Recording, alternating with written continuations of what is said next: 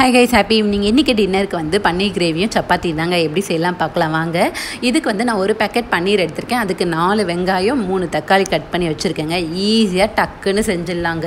நாங்கள் இந்த மாதிரி மெத்தடில் தான் செய்வோம். எப்படி செய்யலாம் பார்க்கலாம் வாங்க. ஒரு கடாய் வச்சுட்டு எண்ணெய் ஊற்றி நான் கட் பண்ணி வச்சுருக்கேன் ஆனியனை ஃபஸ்ட்டு ஆட் பண்ணிக்கிறேன். அதை லைட்டாக வெதங்கிடட்டும். கூடவே 2 துண்டு இஞ்சியும் ஆட் பண்ணிக்கோங்க. இது நல்லா வெதங்கினதுக்கப்புறமா நம்ம கட் பண்ணி வச்சுருக்கோம்ல தக்காளி, அதையும் இது கூடவே எடுத்து ஆட் பண்ணிக்கோங்க. இது ரெண்டுத்தையும் ஓரளவுக்கு வெதக்கிடுங்க. எப்படி இருந்தாலும் நம்ம கிரேவி செய்யும் போதும் கொஞ்சம் வெதக்க போகிறோம். ஸோ லைட்டாக வெதங்கினா போதும். இப்போ ஓரளவுக்கு நல்லா வெதங்கிடுச்சுங்க. இதை வந்து நான் ஒரு பிளேட்டில் எடுத்து மாற்றிக்கிறேன். ஆறட்டும், நம்ம அரைச்சி எடுத்து வச்சுக்கலாம்.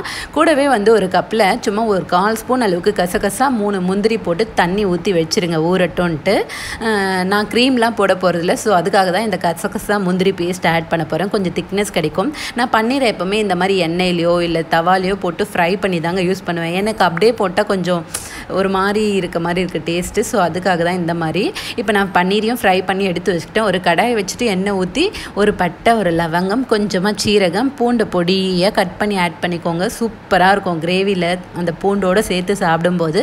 இப்போ பூண்டு வெதங்கினதுக்கப்புறமா நம்ம வெங்காயம் தக்காளி பேஸ்ட் அரைச்சி வச்சுருக்கோம்ல, அதே எடுத்து இது கூடவே ஆட் பண்ணிக்கோங்க. ஆட் பண்ணிவிட்டு நல்லா மிக்ஸ் பண்ணிவிட்டு நான் இதுக்கு வந்து 2 டேபிள் ஸ்பூன் அளவுக்கு மிளகாத்தூளும் தேவையான அளவுக்கு சால்ட்டும் ஆட் பண்ணிக்கேன். உங்களுக்கு கலர் வேணும்னா தனி மிளகாத்தூள் கூட ஆட் பண்ணிக்கோங்க. இப்போ நான் மிளகாத்தூள் ஆட் பண்ணி நல்லா மிக்ஸ் பண்ணி எண்ணெய் பிரிஞ்சு வந்ததுக்கு அப்புறமா தான் இந்த முந்திரி கசகசா பேஸ்ட்டை ஆட் பண்ணுறேங்க. நான் அதை டீட்டெயிலாக காட்ட முடியல. ஃபஸ்ட்லேயே ஆட் பண்ணக்கூடாது. கொஞ்சம் எண்ணெய் பிரிஞ்சு வந்ததுக்கப்புறமா அந்த முந்திரியும் கசகசாவும் அரைச்சி வச்சுருக்கோம்ல, அந்த பேஸ்ட்டை எடுத்து ஆட் பண்ணிக்கோங்க.